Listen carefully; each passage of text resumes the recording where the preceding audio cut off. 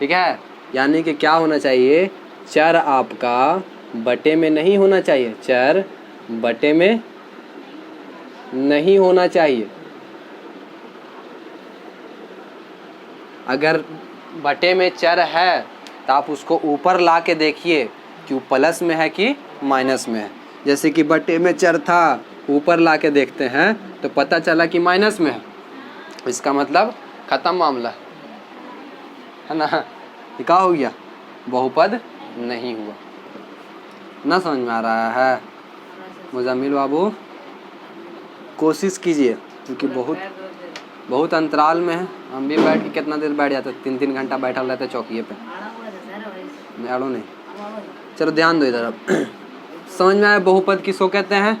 तो वैसा व्यंजक जिसमें चर पर पावर धनात्मक हो, कन्फर्म हो गया। बहुपद का चर पर पावर जो होना चाहिए पूर्णांक होना चाहिए, चर बटे में नहीं होना चाहिए। अगर बटे में है तो आप उसको ऊपर ला के देखिए कि बेचारा धनात्मक है कि ऋणात्मक है। अगर धनात्मक है तो आप उसको बोल दीजिए कि जाते बहुपद हो गया। अगर ऋणात्मक है तो उसको फेंक दीजिए बहुपद से निकाल के, बोलेंगे बहुपद है ये बहुपद नहीं हो सकता है। बात आया समझ में? जिसमें चर पर पावर धनात्मक हो। अच्छा है, निकालो तो किताब जल्दी सा। और क्या चीज? चर पर पावर अगर 0 हो तो हाँ आइए ये भी देख लेते हैं। 2x पर पावर 0 प्लस 5, क्या ये आपका पूर्णांक बहुपद है कि नहीं है? तो पहला बात है कि बहुपद का पावर जो चर पर पावर होना चाहिए वो पॉजिटिव होना चाहिए। दूसरा, x पूर्णांक होना चाहिए। क्या होना चाहिए? पूर्णांक होना चाहिए। तीसरा, चर जो होना चाहिए बटे में नहीं होना चाहिए। तो बताइए तीनों लागू हो रहा है कि नहीं हो रहा? पहला कि कोई व्यंजक है, व्यंजक में चर है, चर पर पावर प्लस में होना चाहिए। 0 के बगल में क्या लिखा हुआ है, इससे क्या मतलब है ना? तो एक आ गया प्लस में हो गया। पूर्णांक होना चाहिए, तो हम तो जानते हैं कि 0 से अनंत तक और प्लस अनंत तक और माइनस अनंत तक, यानी कि 0 से प्लस वाला सारा संख्या और माइनस वाला सारा संख्या क्या हो जाता है? पूर्णांक कहलाता है। तो ये 0 भी तो पूर्णांक हो गया। हाँ, x बटे में ना दिख रहा हमरा, एक मतलब ये क्या है? बहुपद है। बात आया समझ में? चलिए ठीक। 0 और कुछ बताना है?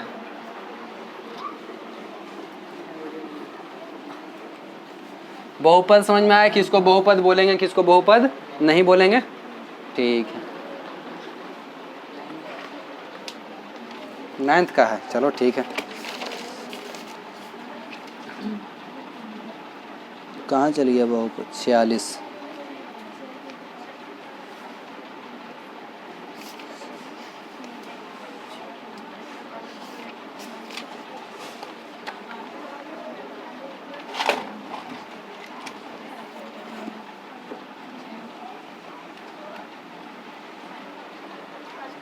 चलिए देखिए, क्या 3a² ये बहुपद है? हाँ ये बहुपद है। क्यों? क्योंकि इसमें व्यंजक है, व्यंजक में कोई चर है, चर पर पावर धनात्मक है, ऋणात्मक में नहीं है, और साथ ही साथ धनात्मक के बाद पूर्णांक भी है। ठीक है, चलो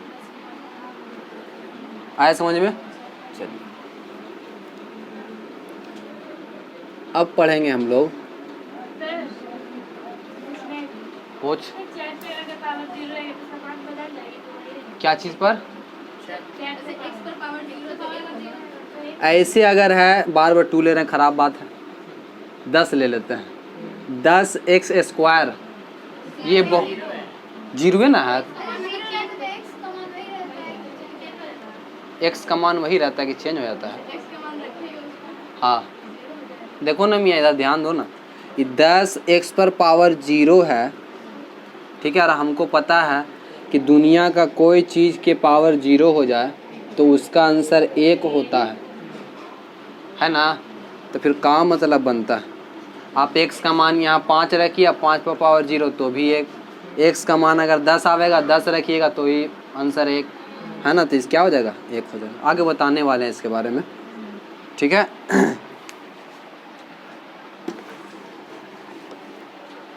आगे देखो, और कुछ पूछना है? बहुपद का गुणांक क्या होता है? क्या देखेंगे? गुणांक, यानी बहुपद का गुणांक किसको कहते हैं? गुणांक मतलब जो चर के साथ गुना हो, वैसा अंक जो चर के साथ क्या हो? गुना हो, वैसा अंक जो चर के साथ गुना हो। चलिए देखिए, 3x² प्लस 5x प्लस 4, ये एक व्यंजक है, सच बात है। क्या ये एक बहुपद भी है? देखते हैं। ये एक व्यंजक है, व्यंजक में चर होता है, ठीक है। चर पर धनात्मक प्लस होना चाहिए, ये भी ठीक है। पूर्णांक होना चाहिए, ये भी ठीक है। इससे तो पता चल गया कि ये बहुपद है। ये बहुपद का गुणांक किसको कहते हैं? तो बहुपद का गुणांक जो चर के साथ गुना हो, चर के साथ गुना हो, वैसा अंक, यहाँ पे और बढ़िया से लिख देते हैं, वैसा अंक जो चर के साथ गुना हो, गुना हो उसको क्या कहते हैं? बहुपद का चर का गुणांक एक टाइम लिखते हैं, चर का गुणांक। अब गौर कीजिएगा कि ये भी चर है, चर के साथ 3 गुना है, ये भी चर है, चर के साथ 5 गुना है। यहाँ पे चर है? नहीं, यहाँ पे चर नहीं है। ये भी चर है, चर के साथ 3 गुना है, ये भी चर है, चर के साथ 5 गुना है। आखिर इसका गुणांक क्या है? तो चर पर निर्भर करता, हम हरिया के पूछेंगे, बताओ कि चर x² का गुणांक क्या है? तो x², चर x² का गुणांक क्या हो जाएगा? 3 है। क्या हो जाएगा? 3। बोलेंगे चर x का गुणांक क्या है? तो चर x⁻1 का गुणांक क्या है? 5 है। बोलेंगे चर x⁻0 का गुणांक क्या है? x⁻0 का मतलब x नहीं, यहाँ पे 2 x है, तो यहाँ पे 2 x वाला का गुणांक पूछ रहा है। x² का गुणांक 3, x⁻1 का गुणांक 5, और बोलेगा कि x⁻0 का गुणांक क्या होगा? तो क्या हो जाएगा? 4। यहाँ पे चर न दिख रहा है, अगर आप चाहते हैं तो यहाँ पर चर दिखा सकते हैं ऐसे, x⁻0 210 है ना, ठीक है। तो बहुपद का गुणांक समझ में आया क्या होता है? चलिए बताइए, सब 9th वाला चीज़ है। 5y² plus 3y minus x बटे y। बताइए क्या ये बहुपद है? कितना पद वाला बहुपद है? गौर करो कि ये 3 पद वाला बहुपद नहीं है। 5² प्लस 3 माइनस 5, 5² माइनस 2, इसमें कितना पद है? 1 पद, 2 पद। ना समझ में आ रहा है? आ रहा ना समझ में? इसमें 2 पद है। आया समझ में? क्या ये बहुपद है? हाँ, ये बहुपद है, क्योंकि किसी भी व्यंजक में x होगा, यानी कि चर होगा, y होगा, कुछ भी हो सकता है। चर पर पावर धनात्मक होना चाहिए। हाँ है, ये बहुपद आपका है, ठीक है। बताइए कि y² का गुणांक क्या है? 5, ठीक है। x² का गुणांक क्या है? x² तो यहाँ पे है ये ना। x0 का गुणांक क्या है? यहाँ पे x वाला है, y वाला है ना, तो यहाँ पे क्या हो जाएगा? y0 का गुणांक क्या हो जाएगा? y0 का गुणांक -2 और y² का गुणांक 5। नहीं आया समझ में? ठीक है, बहुपद का गुणांक समझ में आया कि बहुपद का गुणांक किसको कहते हैं? वैसा अंक जो चर के साथ गुना हो, चर के साथ गुना, उसे चर का गुणांक या बहुपद का गुणांक कहते हैं। ये आपका बहुपद है, इसमें x² के साथ गुना है तो x² का गुणांक, x के साथ गुना है तो x का गुणांक, और x0 के साथ गुना है तो, ठीक है। आया? क्लियर हो गया? चलो गुणांक समझ में आ गया।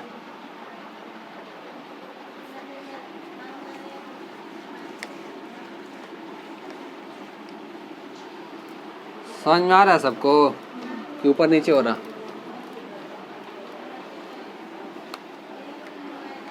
पॉलिनोमियल्स।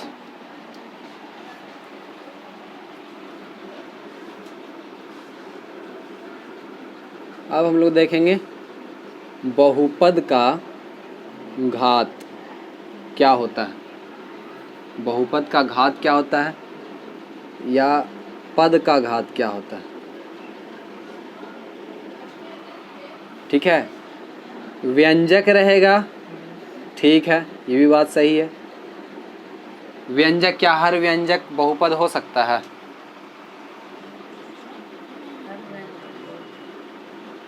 ये एक व्यंजक है पर ये बहुपद नहीं। तो वैसा व्यंजक जिसका चर धनात्मक, चर का पावर धनात्मक में हो, लेकिन यहाँ तो ऋणात्मक में है चर का पावर, इसलिए ये बहुपद नहीं है। व्यंजक है, बहुपद नहीं है। तो क्या बोल रहे हैं, बहुपद का घात क्या होता है? डायरेक्ट बहुपद लिख देते हैं यहाँ पे। बहुपद के चर का अधिकतम घात यानी कि बड़का घात, बड़का पावर को क्या कहते हैं? को बहुपद का घात कहते हैं। समझ में आया? बहुपद के चर का बड़का पावर को क्या कहते हैं? बहुपद का। समझ में आ रहा है मुस्कान परवीन? तो देखो दिक्कत होता है, एक बार जो गलती हो जाता है ना हमसे, वो हमेशा गलती होता है। यही दिक्कत है। जबकि पद पद बोल रहे हैं, बहुपद तो नहीं बोल रहे हैं, बहुपद ही बोल रहे हैं। एक बार जो हमसे गलती हो जाता है ना। ठीक, बहुपद के चर का बड़का पावर को बहुपद का घात कहते हैं। अब आपको ऐसे दिया रहेगा 5x² - 3x³ + 4x - 3x²। बताइए कि इसका घात क्या आएगा। तो हम यहाँ देख रहे हैं एगो x पर घात 2 यानी कि पावर 2 है, एगो x पर पावर 3 भी है। एक पद ऐसा है जिसके चर पर घात 1 है, एक पद ऐसा है जिसके चर पर घात क्या है? 2। अच्छा, इसमें पद के एगो है, ये बताइए तो कितना पद वाला ये बहुपद है?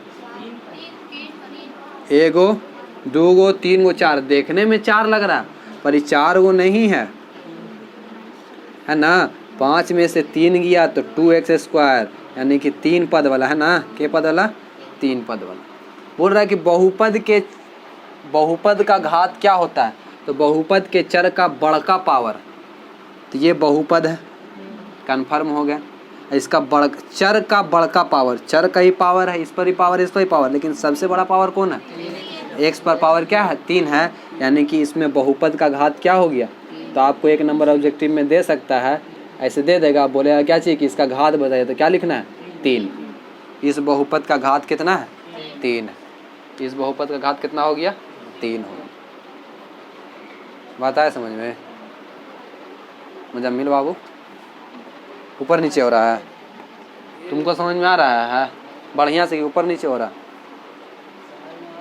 कुछ कुछ नहीं समझना है, पूरा समझना है, क्योंकि नया चैप्टर है ना।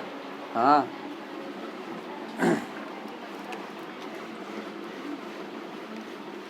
बहुपद का घात क्या होता है समझ में आया?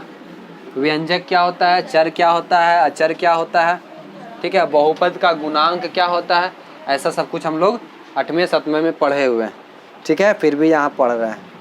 चलिए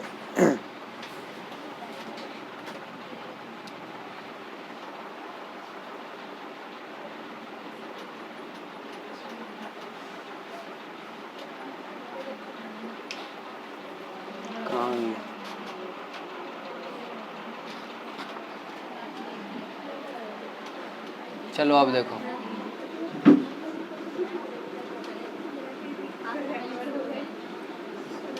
अभी हम क्या बता रहे थे? बहुपद का घात बता रहे थे ना। बहुपद का स्टैंडर्ड फॉर्म या लिख लेते हैं मानक रूप।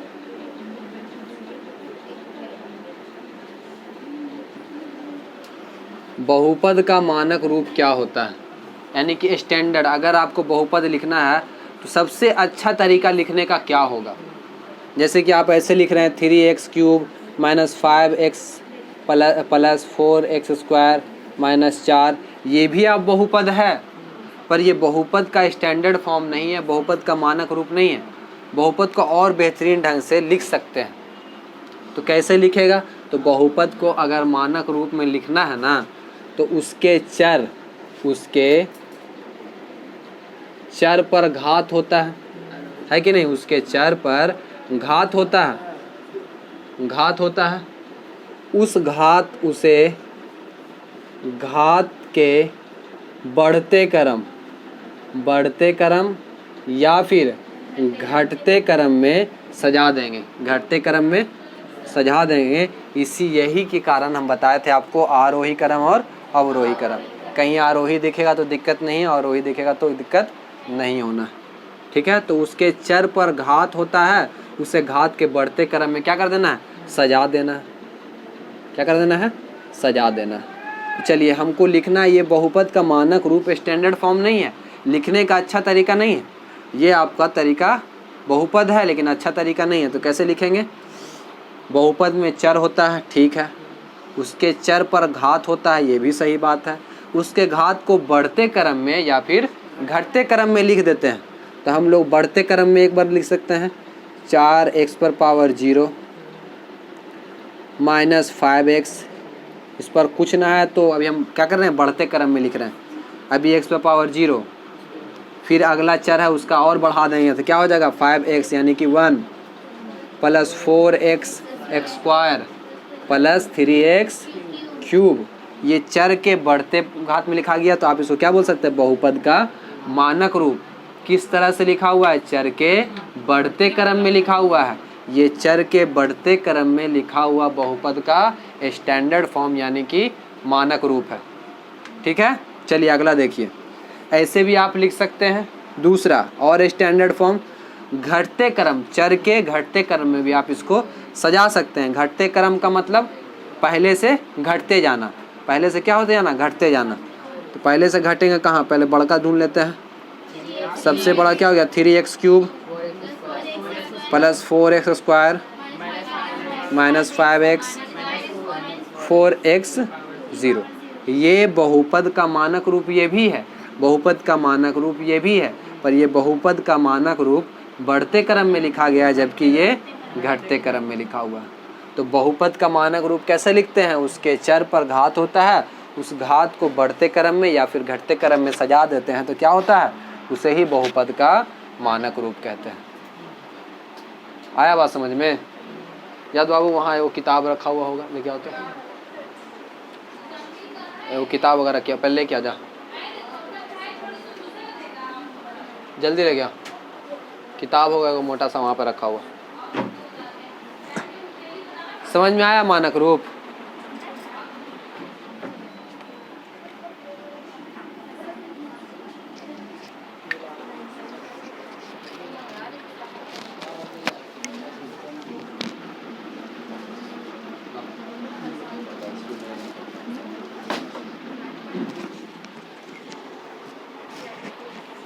चलो देखो,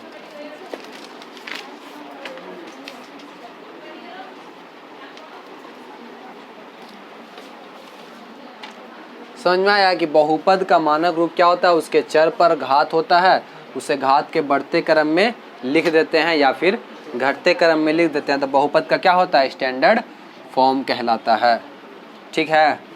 देखिए अब इसको आप अगर देखो, ध्यान दो इधर, इसको हम ऐसा कह सकते हैं, ये a इसके साथ कुछ गुना होगा, जैसे कि यहाँ इसके साथ 3 गुना है, तो गुना हमने दिखा रहे हैं कि इसके साथ कुछ गुना है, इसके साथ कुछ गुना है प्लस b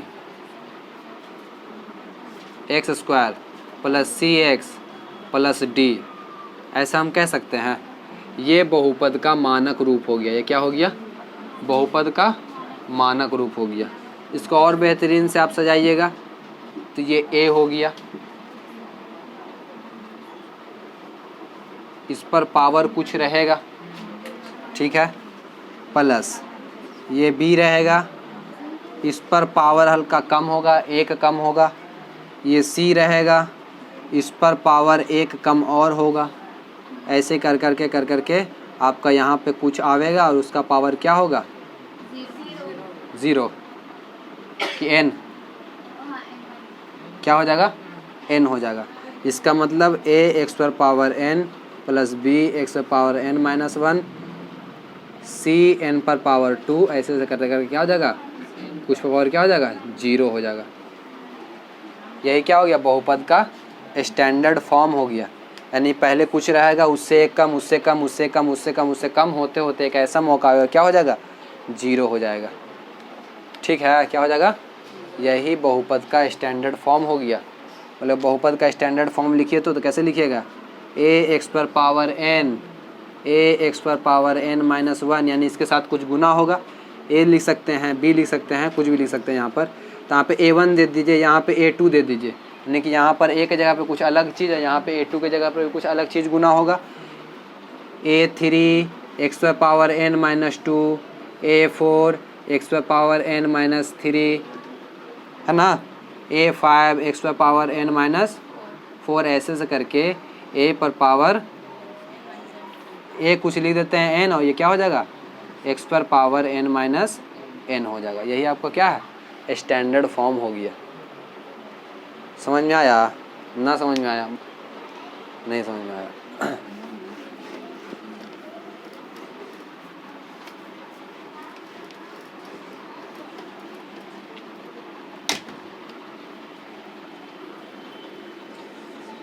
सब बतिए समझा देंगे एक मर्तबा में।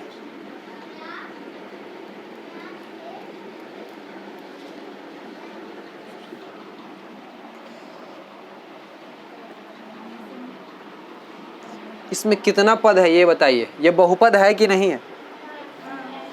हाँ, ये बहुपद है। इतना बहुपद है, इसको बोल सकता है बहुते ज़्यादा बहुपद। 1 गो 2 गो 3 गो 4 गो 5 गो 6 गो 7 गो दिख रहा है, लेकिन है क्या गो? 6 गो, क्योंकि ये और ये क्या है? जुड़ जाएगा तो 7 6 13 हो जाएगा। चलिए इसको करते हैं। 5x पर power 5 minus 5x square minus 3x cube plus 4x minus plus 7x पर पावर 4 माइनस क्या लिख सकते हैं? ठीक है, ये बहुपद है। पर बहुपद का मानक रूप यानी कि स्टैंडर्ड रूप से लिखना है, अच्छा तरीके से लिखना है, तो आप इसको बहुपद के चर पर घटते पावर में भी लिख सकते हैं और बढ़ते पावर में भी लिख सकते हैं। तो आप यहाँ पे क्या कर सकते हैं? x पर पावर 5 प्लस 7x पर power 4 plus minus 3x cube minus 5x square plus 4x minus 13 के रूप में भी आप लिख सकते हैं।